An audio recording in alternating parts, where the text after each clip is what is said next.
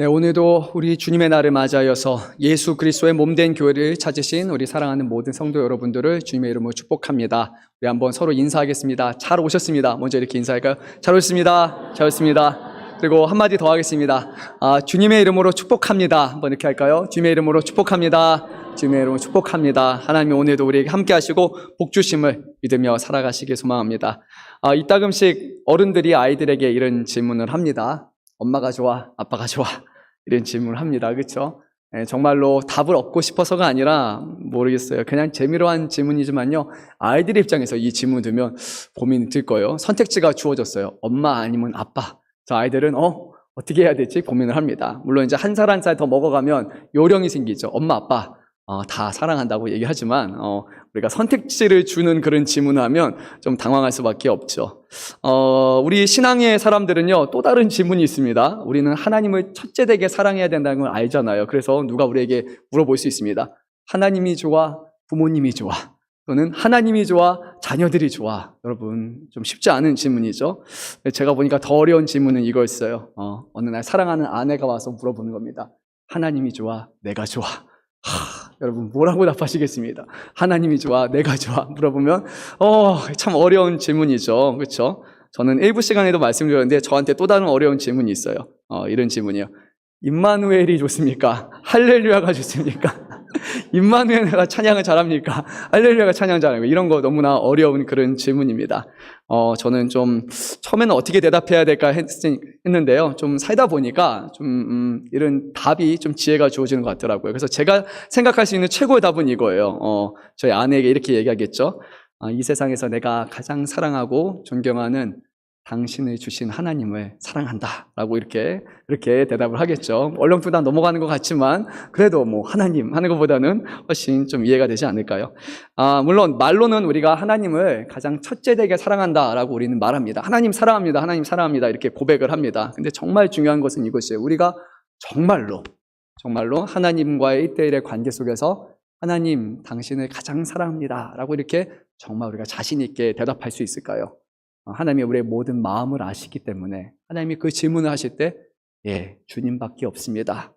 어떻습니까 여러분? 하나님을 정말로 사랑하십니까? 하나님을 첫째되게 사랑하십니까? 그렇죠. 대답하기 쉽지 않습니다. 어떻게 우리가 하나님을 사랑할 수 있습니까? 보이지 않는 하나님, 만질 수도 없고 인사할 수도 없는 그런 하나님을 어떻게 사랑할 수 있습니까? 저는 하나님을 어떻게 사랑합니까? 라고 할 때 이렇게 생각이 듭니다. 하나님이 우리를 얼마만큼, 저를 얼마만큼 사랑하시는지 제가 알기 때문에 하나님을 사랑할 수 있습니다. 저에게 주어진 모든 환경, 내가 사랑하는 아내, 그리고 자녀들, 나의 부모님, 나의 친구들, 또 교회, 이 모든 것을 하나님께서 나를 사랑하셔서 나에게 주셨다는 것을 알기 때문에 하나님이 이 세상을 우리를 위해서 우리를 진심으로 사랑하셔서 주셨기 때문에 그 하나님이 세상뿐만이 아니라 가장 소중한 예수님까지도 우리를 위해서 주셨다라는 그 사실 위에 정말 하나님을 사랑할 수밖에 없습니다 하고 저는 그렇게 고백을 합니다. 정말로 우리가 하나님을 사랑할 때 말뿐만이 사랑이 아니라 진심으로 주님을 사랑한다라고 고백할 수 있을 때 비로소 우리는 먹든지 마시든지 무엇을 하든지 하나님의 영광을 위해서 우리는 할 수 있습니다. 사랑하는 성도 여러분, 예수님을 믿는 것, 하나님을 믿는 것뿐만이 아니라 전심으로 하나님을 사랑할 수 있기를 소망합니다. 하나님이 우리를 사랑하시고 우리가 하나님을 사랑하며 정말 우리의 가족보다 더 친밀하고 아름다운 그런 관계 맺음, 그것을 놓고 우리가 추구하며 또 기도하며 살아가야 합니다. 오늘 우리가 나눌 이 말씀은요, 예수님의 공생의 기간 중 마지막 한 주간이죠. 우리가 고난주간이라고 알고 있는데 그 주간에 화요일에 일어난 사건에 해당합니다. 그리고 금요일 자정에 예수님은 결국 로마 병정들이 또 인솔하에 또 잡히게 되고 그리고 유대인의 법정에 먼저 서시고 그 다음에 로마의 법정에 서신 후에 결국 십자가에 못 박혀 죽으시게 됩니다. 예수님은 마지막 한 주를 자신의 고향인 갈릴리에 사랑하는 사람들과 함께 보내신 것이 아니라 예루살렘으로 예수님은 이동을 하셨습니다. 금요일에 베다니에 도착하셨고 그리고 주일에 예루살렘에 입성하셨고 월요일에는 다시 성전에 오르셔서 하나님의 성전을 강도의 소굴로 만들어버린 그 제사장들과 그 종교인들을 향해서 꾸짖으시며 성전을 깨끗하게 하셨습니다. 그리고 화요일에 예수님께서는 성전에서 종교 지도자들을 만나 변론을 하셨습니다. 수요일에는 다시 베다니에 돌아가서 머무르셨고, 목요일에는 유월절을 위한 준비를 하시고, 해가 진 후에 제자들과 함께 만찬을 하시고, 그리고 제자들에게 고별 설교를 하셨죠. 그리고 이후에 겟세마네로 이동하여서 거기서 기도하시다가 금요일 자정에 체포되어 이렇게 예수님은 죽임을 당하시게 됩니다. 오늘 마지막 화요일에 일어난 일로서 예수님의 마지막 그런 대외적 활동이라고 우리는 할 수 있습니다. 본문 말씀에서 예수님은 바리새인들의 제자들과 그리고 헤롯 당이라는 두 부류의 사람들을 연이어서 만나시면서 그들의 연합 공격을 주님은 맞서서 변론하십니다. 왜 이 사람들이 예수님을 찾아왔을까? 15절 말씀을 보면요, 바리새인들이 예수님의 말에 어떤 올무가 걸리게 해서 결국 예수님에게 문제 삼아서 예수님을 처형하기 위함이었습니다. 예수님을 죽이기 위함이었어요. 예수님은 그동안 어떠한 종교적 의무만 강요하는 그런 바리새인들의 가르침과 그들의 권위에 맞서서 진리를 선포하셨고, 바리새인들은 매번 아무런 반박도 하지 못한 채 자신들의 자존심을 계속해 굽혀야만 했습니다. 그러던 차에 예수님께서는 갈릴리에서 점점 내려오셔서 이제 예루살렘이라고 하는 이 바리새인들이 머무는 그런 본거지, 그것까지 직접 찾아오시니까 바리새인들이 느끼는 그 압박감은요, 상당했던 것입니다. 저 갈릴리의 문제였는데 이제는 바로 우리 집 앞에 예수님이 오셔서 우리를 책망하시고 문제 삼는 겁니다. 그래서 이들은 그 압박감을 느끼면서 예수님을 죽여야겠다, 죽이기 위해서 이제 모의를 했습니다. 항상 이렇게 우리가 압박을 당하게 되면요, 마음이 초조해지고 평소에 하지 않는 그런 행동들을 하게 됩니다. 그리고 실수를 하게 되죠. 근데 오늘 바로 이런 일들이 성경에서 벌어지고 있습니다. 바리새인들이 헤롯 당원이라는 사람들과 함께 연합해서 예수님을 공격했습니다. 이 둘은요, 원래 물과 기름이죠. 물과 기름과 같은 그런 사이입니다. 바리새인들은 누구냐면 율법을 자신의 삶의 근간으로 여기며 하나님의 절대적인 주권을 인정하는 사람들이에요. 그런데 이 시기에 이스라엘은 로마의 제국의 통치하에 있었고, 엄밀히 말하면 이스라엘의 통치자는 하나님이 아니라 가이사 또는 시저로 알려진 로마의 황제였습니다. 근데 바리새인들은 로마의 통치를 그다지 달거워하지 않았어요. 그런데 어쩔 수 없이 그 권위가 워낙 강했기 때문에 그래서 따라야만 했습니다. 황제가 세금을 부과하고 여러 가지 의무를 부과했는데 안 하면 잡혀가기 때문에 인정하지는 않지만 해를 당하지 않기 위해서 그것을 따라야 되는 그런 이중적인 태도를 보여줍니다. 그런데 오늘 또 다른 부류가 있습니다. 헤롯 당원이라고 알려져 있는데, 헤롯이라는 이름에서 우리가 이미 힌트를 얻을 수 있습니다. 헤롯 왕, 그 왕가를 지지하는 사람들이에요. 헤롯의 권력은 어디서부터 오느냐? 이스라엘 백성들로부터 온 것이 아니라, 하나님으로부터 비롯된 것이 아니라 로마의 원로원으로부터 기인한 거기 때문에 이 헤롯 당원들은 철저하게 로마 편에 있는 사람들이었습니다. 그러니까 이들은 서로가 반대되는 사람이에요. 하나님을 인정하고 로마를 싫어하는 사람, 그리고 로마 편에 있는 사람. 원래는 함께 할 수도 없는 사람인데 지금 예수라는 공공의 적을 처단하기 위해서 이들이 연합을 하게 됩니다. 우리가 들어서 아는 말이잖아요. 적의 적은 뭐다? 아군이다 라고 이렇게 하잖아요. 그래서 이들은 임시적인 동맹을 지금 맺었습니다. 하지만 바리새인들도요, 이것이 얼마나 부끄러운 일인지를 알았어요. 그래서 오늘 말씀을 보면 바리새인들 중에서도 위에 있는 중견 바리새인들이 아니라 바리새인들의 제자, 좀 새파랗게 젊은 그런 바리새인들을 택해가지고, 야, 너희들이 가서 지금 헤롯 당원들과 함께 해가지고 이 일을 해결해 라고 그렇게 말을 했습니다. 이들은 예수께서 성전에 계신 것을 보고 다가가서 예수님께 아첨하면서, 그리고 예수님을 올무 삼기 위한 그런 밑작업을 이제 시작을 하는데요. 우리 한번 본문의 16절 말씀을 큰 소리로 읽도록 하겠습니다. 자기 제자들을 헤롯 당원들과 함께 예수께 보내어 말하되, 선생님이여, 우리가 아노니 당신은 참되시고 진리로 하나님의 도를 가르치시며 아무도 꺼리는 일이 없으시니 이는 사람을 외모로 보지 아니하심이니이다. 아멘. 이제 제가 미국에 있을 때 대학 생활을 할 때요. 거기 이제 많은 유학생들도 그렇게 하지만 저도 이제 파트타임으로 일을 했습니다. 제가 일했던 곳은 이제 식당이었어요. 거기는 한식, 중식, 일식을 다 이제 판매하는 곳이었는데요. 그 사장님이 상당히 요리를 잘하셨어요. 한국에 있을 때 세종 호텔을 좀 맡았던 분이셔가지고 실제로 음식이 너무 잘하셨습니다. 이제 근데 제가 거기서 일하다 보니까 메뉴판에 없는 메뉴가 하나 있다는 것을 알게 됐어요. 이름하여 거기가 크림새우죠. 예, 그런데 이제 뭐 한국에서 하는 그런 크림새우가 아니라 정말 맛있어요. 진짜 먹으면 와 너무 맛있다 하는 이 메뉴를 제가 우연히 알게 된 거예요. 그래서 가끔씩 사장님한테 이거 만들어 달라고 이렇게 요청을 합니다. 근데 이제 그냥 달라고 할 수가 없어요. 그래서 제가 조금 이제 아첨을 좀 합니다. 사장님이 요리도 잘하시는데 우선 손으로 수타로 면을 정말로 잘 뽑아내세요. 뭐 이게 천천히가 아니라 진짜 쑥쑥쑥 하면은 벌써 한 32등분으로 잘라져가지고 진짜 정말 얇은 이런 면으로 만들어지는 거예요. 그래서 막 이렇게 가끔씩 막 이런 쇼도 하고 또 이거 잘라가지고 손님들한테 서비스로 주기도 하고 그거 보면서 와 정말 대단하다 이렇게 얘기를 했어요. 근데 이제 또 어느 날처럼 제가 사장님한테 가서 사장님 저번에 수타 하는 거 봤는데 와 정말 사장님 정말 잘하세요. 너무 멋지세요. 그러면서 사장님 세종호텔도 계셨고 요리도 잘하시고 하면은 이제 사장님이 얘가 뭔가 원하는 게 있구나. 라고 이제 알죠. 그래서 이제 저한테 말합니다. 이빨 그만 까라. 이렇게 저한테 그렇게 얘기합니다. 그러면서 알았다 하면서 이제 크림새우를 이렇게 만들어 주십니다. 뭔가 제가 원하는 게 있을 때마다 사장님, 우리 요리 너무 잘하세요. 이렇게 하잖아요. 모르겠습니다. 여러분들도 아마 그런 경험이 있을 겁니다. 오늘 16절 말씀을 보면요. 원래 바리새인들은 예수님을 못 잡아먹어서 안달인 그런 사람들이었어요. 평소에 예수님만 있으면 가서 문제 삼고 제기했던 사람인데 갑자기 급변해가지고 막 예수님을 향해서 지금 막 립 서비스를 지금 막 하고 있습니다. 이렇게 말했어요. 선생이여, 우리가 아노니 당신은 참되시고 진리로 하나님의 도를 가르치시며 아무도 꺼리는 일이 없으시니 이는 사람을 외모로 보지 아니하심이니라. 얼마나 잘 입을 올리고 있습니까? 말만 들어보면요, 이 사람들은 예수님의 진정한 스승입니다. 당신이야말로 하나님이 보내신 사람입니다. 라고 이렇게 고백하고 있는 거예요.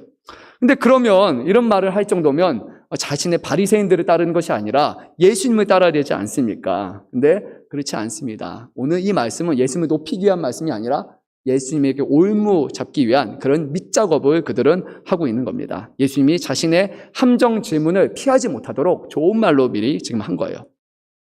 근데 이 말씀에 놀라운 반전이 하나 있어요. 이들이 의도한 것은 아니에요. 이들은 분명히 좋게 만들어서 예수님에게 어떤 올무를 삼기 위함이었지만 그들이 한 이 말은 정말 예수님에 대한 정확한 설명의 말씀이었다는 것이에요.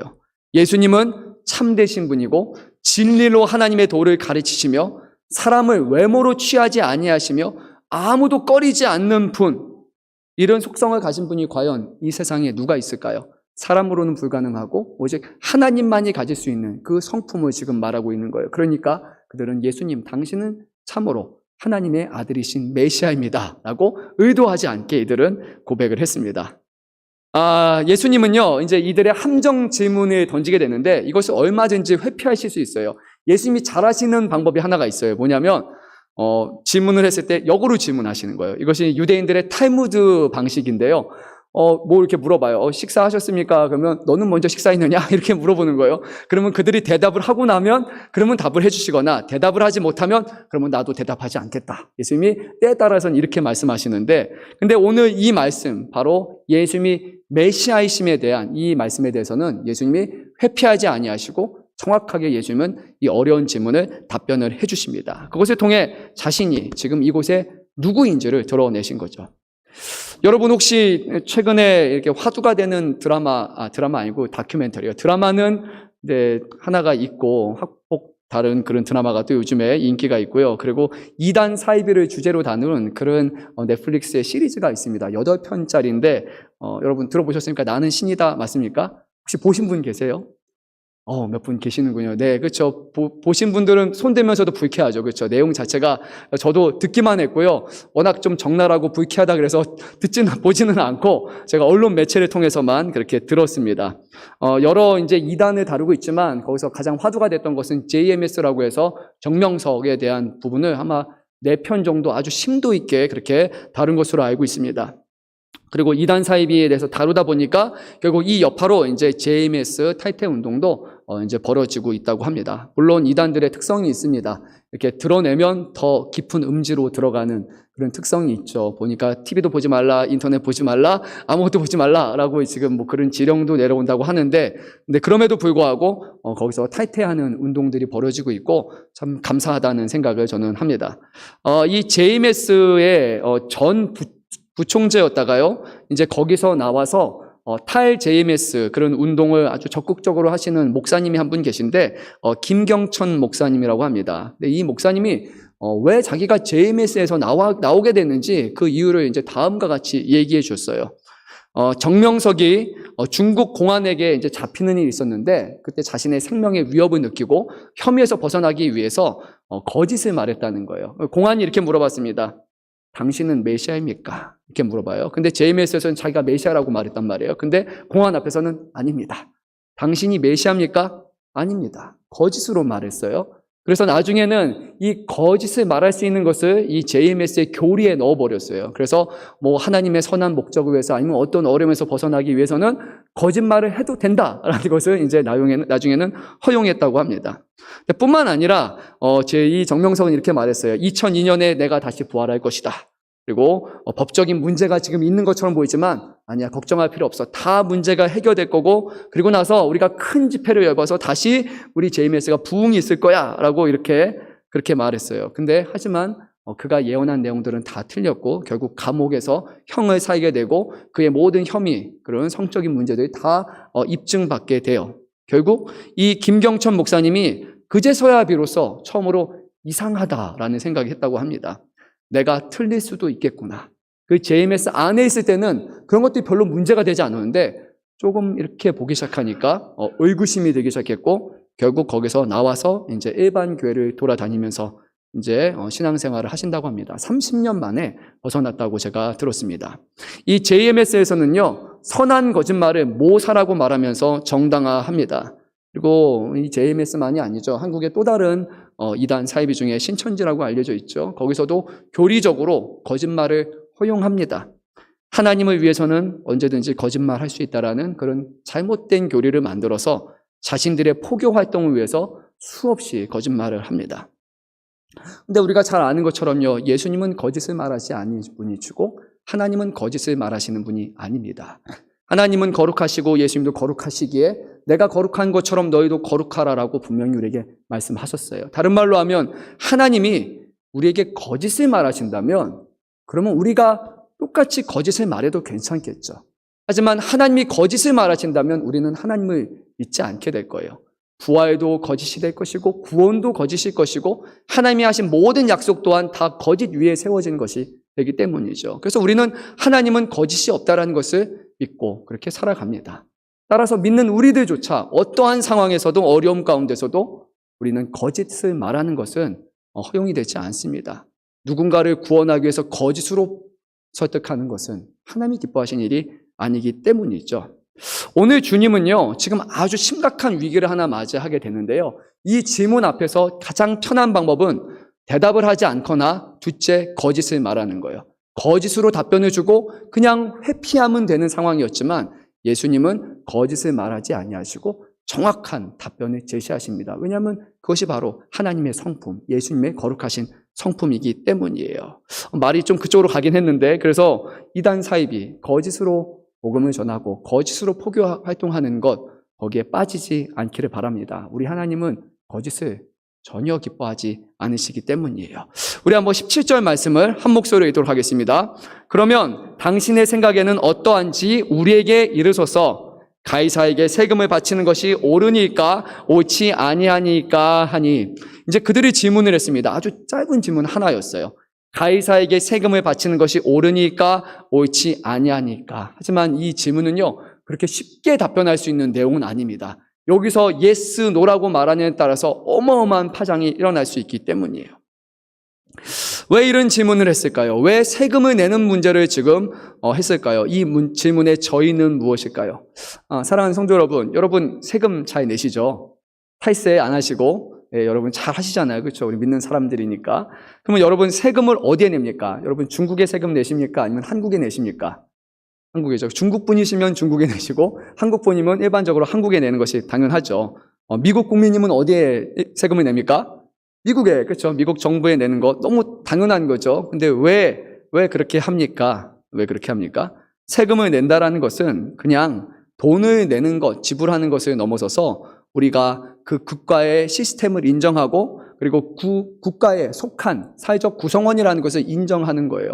내가 지금 소득을 벌어들이고 내가 이윤을 창출한 모든 것이 우리 국가가 지켜주고 보호하는 가운데 소득 활성을 할 수 있더라는 것을 인정하고 우리가 거기다가 세금을 내는 것이 맞죠. 그래서 우리는 한국의 도움을 받으면서 일본에 세금을 내거나 그런 일들은 발생하지 않습니다. 오늘 이들이 질문하고 있는 내용은 이것이에요. 세금을 낸다라는 질문은 단순히 돈을 낸다라는 개념을 넘어서 이 로마 황제를 인정하고 있느냐 아니냐의 그런 질문이었던 것입니다. 2000년 전 로마는요, 인두세라고 해서 유대인 성인 남성에게 매년 세금을 의무적으로 낼 것을 요구했습니다. 이 세금 내는 행위를 통해서 이스라엘이 로마에게 세금을 내야 되는 속국이라는 것, 그리고 이스라엘 백성들은 로마에 종속되어 있다는 것을 날마다 상기시켰어요. 돈을 내므로써 우리는 지금 독립한 국가가 아니라 로마의 치세 가운데 있다는 것을 계속해서 그들은 그 돈을 내므로써 인정하는 것이죠. 즉 이 지문의 요지는 이스라엘 백성이 로마 그리고 가이사 또는 시저로 알려진 이들의 권위를 인정하고 있는가 아닌가라는 그런 질문이었던 것이에요. 이 질문이 왜 함정 질문이 되냐면요, 만약에 예수님이 그렇다, 세금 내는 것이 옳다라고 대답하실 때 어떤 일을 우리가 예상할 수 있습니까? 먼저 이스라엘 백성들에게 로마의 통치, 그것을 인정해야 된다. 그들을 저항하지 말고 그들의 권위를 인정하며 그들을 섬겨야 한다는 것에 의미하는 것이에요. 근데 이 당시에 이 로마의 그런 통치를 인정하지 않아서 이스라엘의 해방운동에 감당하고 있던 많은 사람들이 있었습니다. 대표적인 인물들이 바로 이 열심당이었고 뿐만 아니라 여러 애국단체들이 있는데, 만약에 예수님이 그들에게 세금을 내고 그들을 인정해야 된다라고 말하면 애국단체들이 뭐라고 할까요? 반발이 일어나죠. 아니, 우리 자주 독립해야 되는데 왜 로마를 인정해야 됩니까? 왜 그들의 황제를 우리가 섬겨야 됩니까? 라고 엄청난 반발에 마주할 수밖에 없습니다. 뿐만 아니라요, 신앙적으로도 분명히 성경은 이렇게 말합니다. 주 너의 하나님을 섬기라 라고 율법을 통해서 말씀하셨습니다. 근데 하나님을 섬기는 것이 아니라 하나님을 믿지 않는 로마의 황제를 섬긴다면 이것은 분명히 신앙적으로도 충돌할 수밖에 없습니다. 또한 그뿐만이 아니라요, 지금 예수님이 이 예루살렘에 입성할 때 갈릴리에서부터 계속 예수님을 쫓아왔던 사람들이 있었습니다. 그 사람들이 예수님을 향해서 뭐라고 말했습니까? 다윗의 자손이요, 호산나의 다윗의 자손이요, 예수님 향해서 당신이 메시아라고 그들은 믿고 예수님을 따랐던 것이에요. 근데 이 당시에 유대인들이 대망하던 메시아는 어떤 것이었냐면요, 로마의 압제에서 자신들을 해방하고 그리고 독립시켜서 하나님의 영원한 나라로서 이스라엘을 다시 세우고 온 열방 가운데 이스라엘을 가장 높이 세울, 그것을 이룰 그 사람이 바로 메시아라고 그들은 믿고 따랐던 것이에요. 그들이 원했던, 따랐던 메시아는 아주 정치적이고 군사적인 의미의 그런 메시아였던 거예요. 근데 예수님이 가이사에게 세금을 내라 라고 말하는 순간 이제 예수님은 나는 로마와 싸울 그런 마음이 없어 라고 지금 인정하는 꼴이 되는 겁니다. 그래서 예수님을 메시아로 따랐던 사람들은 어떻게 합니까? 등을 돌리고 떠날 수밖에 없는 거예요. 예수님 믿어서 따라왔더니 예수님도 로마 황제 앞에서는 아무것도 하지 못하는구나. 이 한마디의 답 안에 이 모든 것이 다 담겨 있는 겁니다. 근데요, 반대의 경우는 어떨까요? 그러면 세금을 내는 것이 옳지 않다 이렇게 말하면 되잖아요. 근데 여기에도 또 어려움에 처하게 됩니다. 왜냐하면 바로 눈앞에 있는 사람들 중에 바리새인들 말고 누가 또 있었습니까? 헤롯 당원들. 이 사람은 로마의 편에 있는 사람들이었어요. 그러면요, 만약에 예수님이 세금을 내지 말라라고 하는 순간 그러면 로마 황제를 인정하지 않고 섬기지 않구나. 예수님은 지금 메시아로서 반역을 일으키려고 하는구나 라고 그들이 바로 이것을 빌미 삼아서 예수님을 로마의 법정에 세울 수 있는 겁니다. 그러면 어떤 일이 발생합니까? 로마는요, 정치범, 반역범에 대해서 아주 잔인한 형벌을 가합니다. 우리가 잘 알려진 십자가형을 처할 수밖에 없습니다. 지금 분명히 물과 기름이 만났어요. 둘이 절대 공존할 수 없는 두 사람이 와서 이쪽을 택해도 문제고 저쪽을 택해도 문제인 그런 두 가지 지금 상황을 놓고 예수님 앞에 질문하고 있습니다. 여기에는 빠져나갈 구멍이 전혀 없었어요. 제가 생각할 수 있는 유일한 방법은 이거예요. 대답하지 않겠노라 라고 그냥 회피하는 거죠. 그런데 이들은 이미 이 퇴로조차 막아놨어요. 앞부분에 아첨하면서 이렇게 말했잖아요. 선생님이요, 우리가 아노니 당신은 참되시고 진리로 하나님의 도를 가르치시며 아무도 꺼르는 일이 없으시기에 이는 사람을 외모로 보지 아니하심이니이다. 당신은 참된 분이고 진리를 말씀하시는 분이고 사람을 두려워하거나 염려해서 해야 할 말을 하지 않는 그런 분이 아니기 때문에, 하나님이 보내신 그런 사람이기 때문에 반드시 대답을 해야 됩니다 라고 이미 서두에 말했기 때문에 예수님은 대답할 수밖에 없는 그런 상황이었다는 거예요. 진퇴양난의 상황에서 예수님은 뭐라고 말씀하셨을까요? 전혀 이들이 생각지 못한 그런 지혜 말씀하셨습니다. 우리 한번 19절에서 21절 말씀을 또박또박 읽도록 하겠습니다. 세금 내의 돈을 내게 보이라 하시니 데나리온 하나를 가져왔거늘 예수께서 말씀하시되 이 형상과 이 글이 누구의 것이냐? 이르되 가이사의 것이니이다. 이에 이르시되 그런즉 가이사의 것은 가이사에게, 하나님의 것은 하나님께 바치라 하시니. 네, 당시 유대인들은 인두세로 매년 한 데나리온을 세금으로 바쳐야 됐는데요. 그때 사용했던 동전이 이제 은색의 데나리온 동전입니다. 근데 이 은색 데나리온 동전을 보면은 거기에 앞뒤에는 가이사, 시저의 형상, 그리고 시저의 글이 이제 새겨져 있었어요. 예수님 당시에 로마 황제가 누군가 하니까 로마의 2대 황제인, 이름이 좀 깁니다. 티베리우스, 율리우스, 카이사르, 아우구스투스였어요. 이 티베리우스는요, 자기가 이제 앞선 아우구스트를 이어서 자기가 황제가 될 때 자신을 기념하는 그런 은화를 이제 데나리온을 발행을 했습니다. 한쪽 면을 보면요, 자기가 이렇게 왕자에 앉아 있는 그 모양이 탁 있고요. 그리고 반대를 돌리면은 월계관을 한쪽에 쓰고 있는 그런 측면의 모습이, 얼굴 모습이 이렇게 앞뒤로 있습니다. 그리고 나서 옆에는 글구가 이 동전 앞뒤로 이렇게 양옆으로 이렇게 써 있는데요. 이렇게 써 있는데 조금 어색할 수 있지만 그래도 잘 들어주십시오. 티베리우스 카이사르, 성스러운 아우구스투스의 아들, 이제 아우구스투스 자신이 된, 이라는 이런 의미로 써 있습니다. 어떤 의미냐면요, 이 티베리우스 카이사르는 로마의 첫 번째 황제의 정당한 아들이며 첫 번째 황제였던 아우구스투스가 신적인 권위를 가졌었고, 이제 그의 아들 티베리우스 또한 신적인 권위를 가진 존재다라고 이 동전 안에 그대로 써 있습니다. 그러니까 이 데나리온을 사용한다는 것은 어떤 의미입니까? 로마의 황제가 단순히 이스라엘의 어떤 통치자라는 것이 아니라 그들의 신과 같은 그런 존재라는 것을 인정해야 된다는 거예요. 이 동전이 갖고 있는 그런 의미입니다.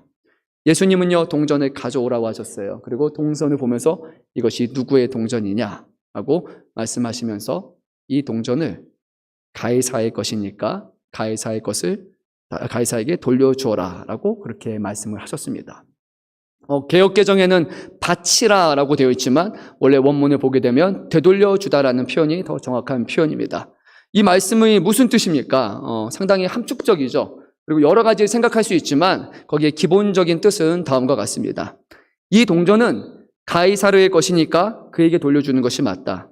이스라엘의 로마 황제가 발행한 그 화폐를 쓰고 있다는 것은 이스라엘의 모든 경제 시스템이 로마 황제에게 종속되어 있다는 것이다. 이스라엘은 실제적으로 로마 황제의 통치 가운데 있고 거기서 비롯된 사회 시스템을 그대로 사용하고 있다. 그렇기 때문에 가이사르가 명실상부한 이스라엘의 통치자라는 것을 인정해야 된다라는 그 의미가 이 안에 함축적으로 다 담겨 있습니다. 즉 가이사르에게 세금 내는 것은 정당하다라는 거예요. 이제 어떤 일이 발생할까요? 바리새인들이 신나겠죠. 비밀을 잡았습니다. 이제 예수님이 로마 황제를 인정했다. 그러면 예수님을 이제 고발해서 로마 앞잡이라고 이제 말할 모든 구실을 갖게 됐습니다. 그런데 예수님의 말씀은 아직 끝나지 않았습니다. 예수님께서 이어서 말씀하셨습니다. 하나님의 것은 하나님께 바치라. 좀 알쏭달쏭한 그런 말씀이죠. 무슨 뜻으로 하신 말씀입니까? 이 말씀에 우리는 두 가지를 생각해 봐야 돼요. 먼저는 무엇이 하나님의 것인가? 그것을 먼저 생각해야 되고, 그리고 나서 하나님의 것을 하나님께 바친다라는 것이 과연 무슨 의미인가? 이 두 가지를 우리는 생각을 해야 됩니다. 하나님의 것은 그러면 과연 무엇입니까? 여러분이 생각하는 하나님의 것은 무엇일까요? 오늘 우리가 불렀던 찬양에도 있죠. 주 하나님 지으신 모든 세계. 성경은 분명히 이렇게 말씀합니다. 이 세상에 현존하는 모든 것은 다 하나님께서 창조하신 하나님의 것이라고 말입니다. 존재된 모든 것은 오직 창조주인 하나님께 종속된다라는 것이에요. 하늘과 땅과 바다와 모든 생물, 그리고 모든 소산들, 그리고 저와 여러분, 우리의 모든 생명들도 다 하나님께서 창조하신 것이기 때문에 본질상 다 하나님의 것입니다. 더 나아가서 이스라엘과 로마의 황제까지도 다 모두 다 하나님의 것이다. 이 말씀 안에 이 모든 것이 함축적으로 담겨 있습니다. 예수님의 말씀은 이 세상 모든 것이 결국 하나님의 것이며 가이사에게 다스릴 권한을 주신 분도 하나님이시라는 것입니다. 따라서 가이사를 인정하는 것, 그에게 세금을 바치는 것 또한 하나님의 허락하에서만 가능한 것이다 라고 주님은 지금 말씀하고 있는 것이에요.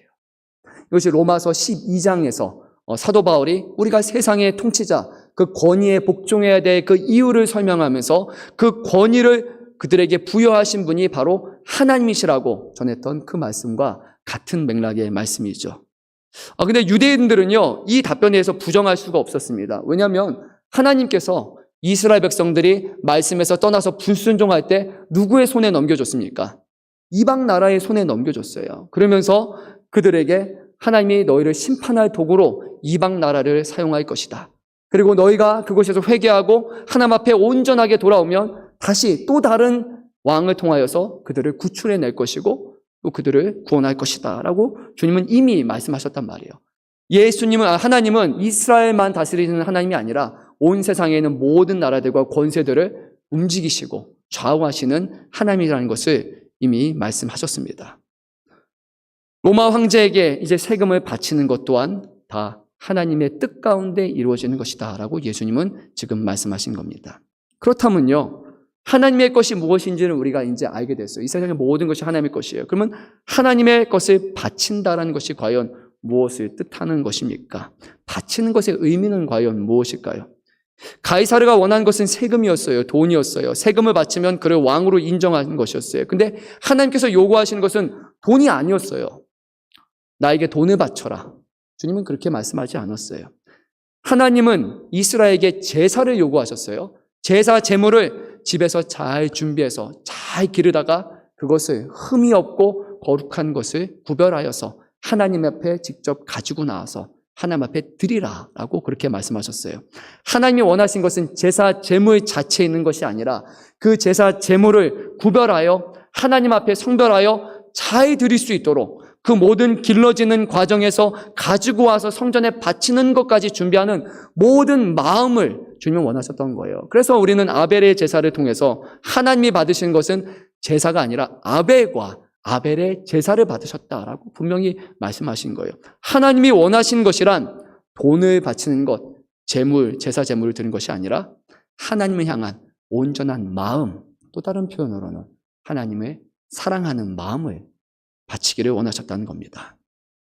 하나님께 온 마음을 들여 예배하고 하나님이 주신 것에 감사하며 하나님을 의지하며 살아가는 그런 하나님을 사랑하는 마음을 우리에게 원하셨던 거예요.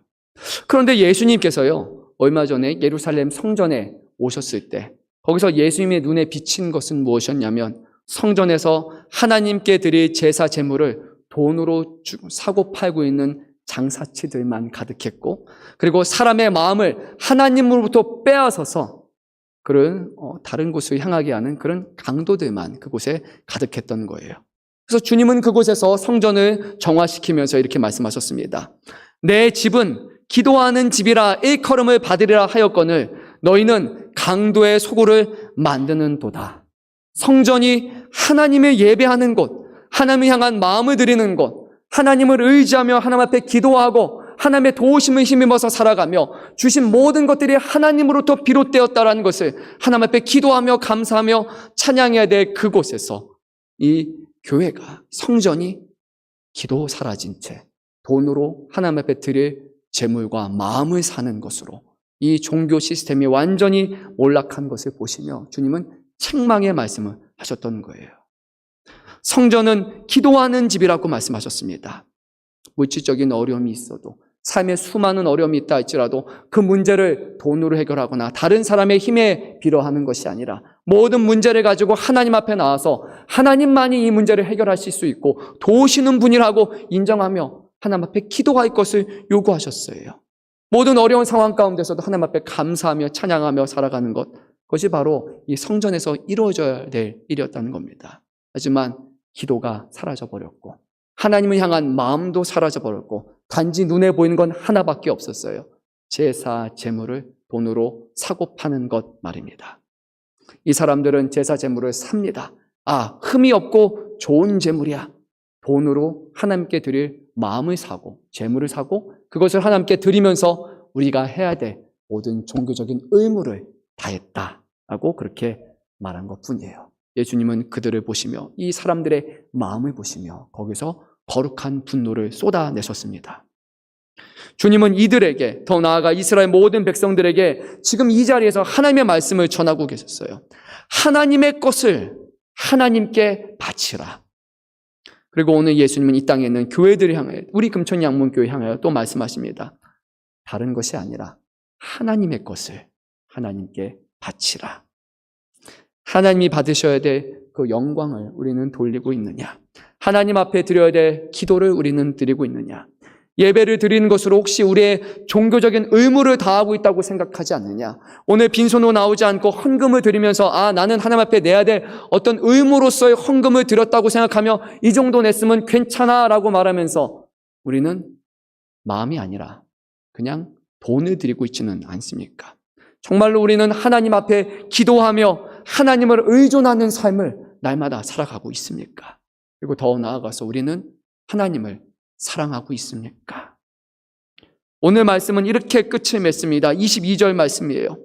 그들이 이 말씀을 듣고 놀랍게 여겨 예수를 떠나가니라.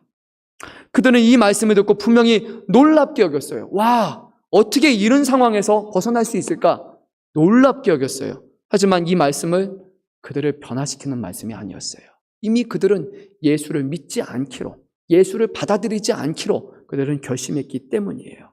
거기서 하나님이 놀라우신 능력을 행한다 할지라도 예수님이 거기 있는 맹인들을 또 한 번 고쳐주셨음에도 불구하고 그들은 그거를 보고 들었음에도 끝까지 예수님을 인정하지 않았어요.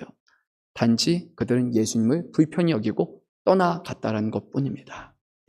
오늘 우리는 이 예수님의 말씀을 듣고 어떻게 반응하고 있습니까? 놀랍다. 이렇게만 여기며 우리는 불편한 말씀이야 라고 또 우리의 마음을 주님으로부터 지금 등 돌리며 나아가지는 않습니까? 아니면 놀라운 말씀을 주시는 이 분이야말로 하나님의 아들이시고 그분의 말씀을 듣고 우리가 다시 한번 회개하고 하나님을 사랑하며 우리의 전심을 드려야 한다라고 오늘 그런 음성으로 들으십니까? 우리는 지금 세상의 나라와 하나님의 나라가 공존하는 그런 세상을, 그런 시대를 살아가고 있습니다. 국가가 있습니다. 국가의 통치자가 있습니다. 국가에서 요구하는 책임과 순응해야 될 그런 사회적인 시스템이 있습니다. 이것을 반대하라는 말이 결코 아니에요. 대한민국의 환경 속에서는요, 대부분 우리의 종교생활, 우리의 신앙생활과 정부가 요구하는 것이 충돌하는 경우는 거의 없습니다. 정말 어쩌다가 한 번 정도 발생하겠죠. 그런데 우리는요, 때로는 충돌을 자처합니다. 우리 스스로요, 그렇게 올가매려고 합니다. 무슨 말이냐면요, 분명히 주님이 원하시는 것은 하나님 앞에 오늘 주일에 주의 날로 거룩하게 여기고 하나님을 전심을 다해 예배하고 하나님을 기쁘시게 해야 되는 그런 날이지만 우리는 스스로 우리는 세상의 시스템에 우리 자신을 올가맵니다. 일을 해야 되니까 바쁘다. 빨리 예배드리고 나는 밖에 가서 또 할 일을 해야 돼. 먹고 살아야 돼. 돌봐야 돼. 가족이 있어. 우리 아이들은 학원 가야 돼. 시험 준비해야 돼. 우리는 여러 가지 이유로 우리가 스스로 만들어내면서 세상의 시스템에 우리가 빠져서 하나님이 주신 말씀과 하나님의 나라를 잊어버리며 충돌하며 세상을 택하는 삶을 살아가고 있다는 거예요. 어쩌면 우리는 바리새인들과 같이 하나님을 섬기는 것이 첫째 되어야 하는지는 알고 있지만 한편으로는 그 로마의 시스템에 그냥 순응하여 이것을 핑계와 구실로 삼아서 하나님 앞에 전적으로 순종하지 않는 그런 삶을 살아간다는 겁니다. 엄밀히 말하면 사회 시스템 구조가 문제가 아니라 우리의 마음이 하나님을 향하는 것보다 세상에 더 많이 향해 있기 때문입니다. 단지 이거는 그냥 핑계거리에 불과한 것입니다. 오늘 주님은 우리에게 이렇게 말씀하셨어요. 가이사의 것은 가이사에게, 하나님의 것은 하나님께 바치라 라고 말씀하셨습니다. 사랑하는 성도 여러분, 혹시 하나님 앞에 하나님의 것을 드리는 것이 아니라 가이사의 것을 하나님께 바치고 있지는 않습니까? 가이사가 요구한 돈과 헌금과 그런 시간 정도를 드리면서 우리는 종교적인 의무를 다했다라고 말하면서 그래, 내 마음의 평안, 나는 주의를 지켰으니까 괜찮아 라고 말하며 그런 신앙생활을 살아가고 있습니까? 하나님의 것을 가이사에게 주고 있지는 않습니까? 하나님 앞에 드려야 되는 온 마음을 세상에 주면서 내가 세상을 더 사랑합니다. 세상이 나의 주인입니다. 세상이 나의 구원자입니다. 라고 말하며 세상을 섬기는 일을 우리는 행하고 있지 않습니까? 하나님의 것은 하나님께 드려야 됩니다. 세상의 것은 세상에 주는 것이 맞습니다. 오늘 이 자리에 와서 하나님 앞에 드리는 모든 것, 이것이 정말 우리를 사랑하시고 우리의 주인 되시는 하나님 앞에 드리는 그런 시간이고 그런 헌신이 되기를 간절히 소망합니다. 그냥 의무로 드리는 것이 아니라 주님을 향해 준비하는 마음과 우리의 삶을 드릴 때 주님은 비로소 이것을 기뻐 받으시는 겁니다. 지금 우리의 마음과 생각이 무엇으로 사로잡혀 있습니까? 교회가 끝나고 나서 해야 될 일들에 사로잡혀 있지는 않습니까? 또 세상의 주인으로 섬기며 세상 일에 또 사로잡히며 살아가고 있지는 않습니까? 우리의 삶은 반대가 돼야 됩니다. 하나님 앞에 드린 것과 하나님을 생각하는 것, 그것을 위해서 세상에서 살아가야 되는 사람이지, 세상을 위해서 우리가 예배를 세상에서 잘 되기 위해서 예배드리고 믿는 사람들이 결코 아니라는 겁니다. 예수를 믿는다라는 것은요, 그냥 교회에 온다라는 것이 아니라 우리의 삶의 정체성이 이제는 세상의 사람에서 하늘에 속한 사람으로 변화되는 것을 의미합니다. 하늘의 나라를 바라보며 우리는 살아가 한다는 것입니다. 어제 저희 이제 가족분들, 저를 제외한 가족분들, 저희 사모가 있고 사랑하는 두 딸이 있죠.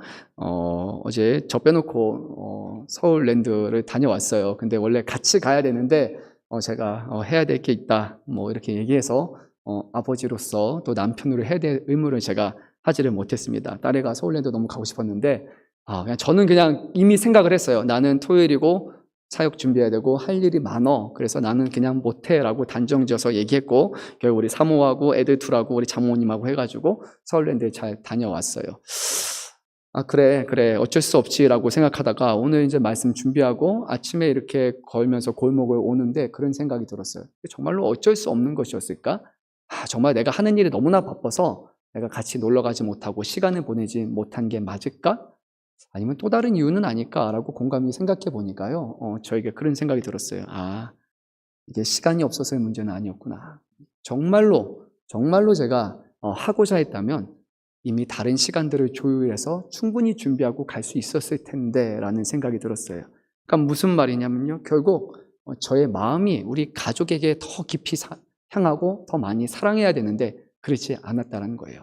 여러분 다 한 번씩 연애하지 않았습니까? 연애할 때 여러분 연애 어떻게 하셨습니까? 불과 같이 뜨겁게 하지 않습니까?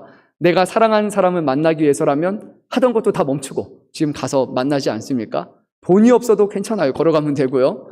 시간이 왜 없습니까? 잠 안 자고 일 안 하면 되지. 우선 보는 게 첫째 아닙니까? 정말로 누군가를 깊이 사랑한다면요, 우선순위가 바뀌는 거예요. 정말 그 사람과 보내는 시간을 위해서 다른 것들을 후순위로 밀어낼 수 있는 거예요. 제 마음속에 그런 생각이 들었어요. 내가 우리 가족을 더 많이 사랑했다면 그러면 분명히 시간을 내고 함께 보낼 수 있었을 텐데 내 마음속에 우리 가족이 좀 더 후순위가 되었구나. 그렇다고 해서 제가 뭔가 목사니까 거룩한 일을 하기 위해서 제가 그래서 우리 가족을 후순위로 뒀냐? 부끄럽지만 그러지 않은 것 같아요. 정말 와서 하나님 앞에 매달리고 하나님의 일을 위해서 하기보다는 저도 모르게 이거는 그냥 일이 돼버린 거예요. 하나님의 일을 하는 것이 정말로 하나님 앞에 마음을 들이며 일하는 것은 아니잖아요. 마음을 들이고 일을 해야 되는데 외적인 시간을 보내고 일을 하는 것 정도로 여기면서 그러면서도 그 우선순위에서도 저희 가족은 더 뒤에 있었다라는 거예요. 그래서 그런 생각이 마음이 좀 아팠습니다.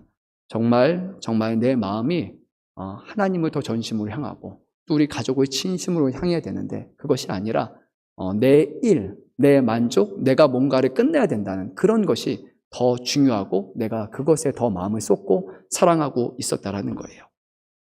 교회 안에서 우리가 예배를 드린다고 해서 이 예배가 하나님 앞에 기쁘시게 하는 예배가 되는 것은 아닙니다. 이 예배가 때로는 하나님이 미워하고 싫어하고 증오하는 예배가 될 수 있어요. 하나님은 말라기 선지자를 통해서 또 선지자를 통해서 이스라엘 백성들에게 말했어요. 제사 제물 그만 바치라. 예배 좀 그만 드리라. 역겹다라고 말씀하셨어요. 왜 그랬습니까? 하나님 앞에 성전에 드리면서 똑같은 마음과 똑같은 생각을 가지고 바로 옆에 있는 우상신을 옆에서 똑같이 드렸기 때문이에요. 하나님만을 섬겨야 되는 그 자리에 우상과 하나님을 동일하게 드린 순간 하나님은 드리지 말라라고 말씀하셨습니다. 오늘 이 자리에 나와서 하나님 앞에 드리는 이 예배 시간이 하나님을 향한 전심으로 드려지는 예배가 아니라면 하나님은 어쩌면 우리에게 그만 좀 드리렴 라고 우리에게 말하고 계신다는 겁니다. 정말로 우리가 하나님을 사랑하며 우리의 마음이 주님을 향하고 있습니까? 다시 한번 이 말씀을 통해서 우리의 마음을 또 우리의 삶을 하나님 앞에 무엇을 드리고 있는지를 돌아보면 좋을 것 같습니다. 하나님의 것을 하나님께 드리기를 바랍니다. 그것이 하나님이 오늘 우리에게 하시는 말씀입니다. 우리 같이 찬양하고